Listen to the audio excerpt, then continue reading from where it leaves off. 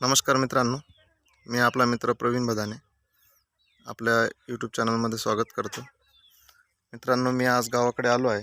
मी regular आपल्या solar पंपाचे video आपणासाठी घेऊन येत असतो, पण आज मी गावाकडे आलो होतो आणि मी घरी एक छोटासा पोल्ट्री फार्म टाकलेला आहे, गावरान कोंबडी फार्म। तर त्याचा व्हिडिओ आपणासाठी घेऊन आलो आहे। शेती कमी असल्यामुळे आपल्याला शेती परवडत नाही आणि आज जी महागाई वाढली आहे त्यात कमी शेती असेल तर खर्च आणि त्यातून येणारं उत्पन्न याच्यात आपल्याला नफा फारसा मिळत नाही। यासाठी मी हा छोटासा एक फार्म डेव्हलप करतोय मित्रांनो, गावरान कोंबडी फार्मचा। इथे आपल्याकडे सगळे गावरानच वाण मिळतील, कोंबडा कोंबडी अंडे सगळं गावरानच मिळेल आपल्याकडे। इथे मी एक दोन कोंबडीपासून सुरुवात केली होती मित्रांनो, हळूहळू वाढवता आता 50-60 पर्यंत आलो आहे। लहान मोठे माझ्याकडे आता 50-60 कोंबड्या आहेत इथे।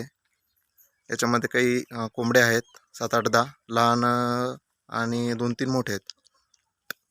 तर मित्रांनो, आता शेती आपल्याला फारशी परवडत नाही, त्यासाठी हा एक छोटासा प्रयत्न आहे की यातून आपल्याला एक वेगळा मार्ग मिळेल आणि एक जसं आपण म्हणतो घाऊक उत्पन्न, किंवा ज्याला एक खर्च कमी आणि त्यातून उत्पन्न आपण चांगलं घेऊ शकतो, असा एक प्रयत्न आहे। आणि बघतो आपण आता सगळीकडे बॉयलरच जास्त अंडे आणि चिकन खाल्लं जातं, पण हा गावठी फार्म कोणी आता पाहिजे तसा डेव्हलप करत नाही।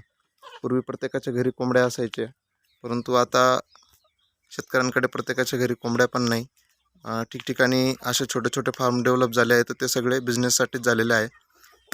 शेती कमी असेल तर त्यांना हा एक चांगला व्यवसाय आहे मित्रांनो, ही एक संधी चांगली आहे। आता मी बघू शकतो, तुम्ही सुरुवातीला आपण जसं पहिले आईवडिलांनी 1-2 कोंबडीपासून सुरुवात केली, हळूहळू त्याच कोंबडींपासून पिल्लं तयार करत करत असा हा मोठा एक फार्म तयार झालेला आहे 50-60 पक्ष्यांचा। आणि मी इथे पूर्ण तार कंपाऊंड म्हणजे जाळी मारून घेतलेली आहे, जेणेकरून कोंबड्यांना बाहेर जाता येणार नाही आणि बाहेरील जे मांजर कुत्रे मुंगूस असं काही आतमध्ये येणार नाही, याच्यासाठी अशा पद्धतीची मी जाळी मारून घेतलेली आहे मित्रांनो।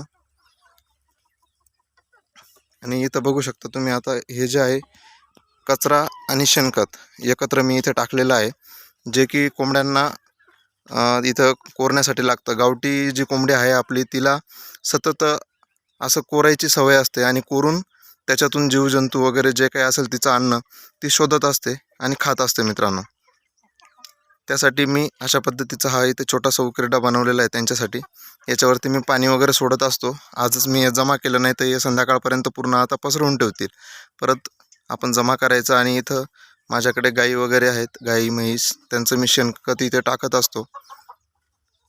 आणि त्यांचा म्हणजे एक टायमाचं त्यांना जे दिवसभर काहीतरी कोरायला लागतं, ते इथून कोरून खात असतात मित्रांनो। हे बघा, तुम्ही बघू शकता, मी इथे हे छोटंसं पालक वगैरे टाकलेलं आहे। हे शेतामध्ये पण टाकलेलं आहे मी पालक यांच्यासाठी, कारण यांना मला दिवसाला एक पाठीभर पालक हा लागून जातो। त्यानंतर घास जो असतो आपण मेथी घास म्हणतो, तो पण मी टाकलेला आहे।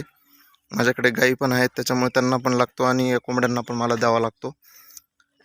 आणि इथं बघू शकता तुम्ही, ही जी जाळी मारलेली आहे मी पूर्ण, तर त्याच्यामध्ये मी अशी आंब्याची 7-8 प्रकारची 2-2, 3-3 झाडं ही अशा पद्धतीने लागवड करून दिलेली आहे मित्रांनो। हे सावलीसाठी बनवलेलं होतं, ते आता खराब झालं, नवीन बनवावं लागेल मित्रांनो अजून। हे इथं मी अशा पद्धतीने झाडं लावून दिलेले आहे, जे आता झाडं मोठी झाल्यानंतर यांना कोंबड्यांना नॅचरल सावली होईल। अशा प्रकारचे आंब्याची झाडं पण लावलेली आहे। हा इथं बघू शकता तुम्ही, जाळी लावून मी इथं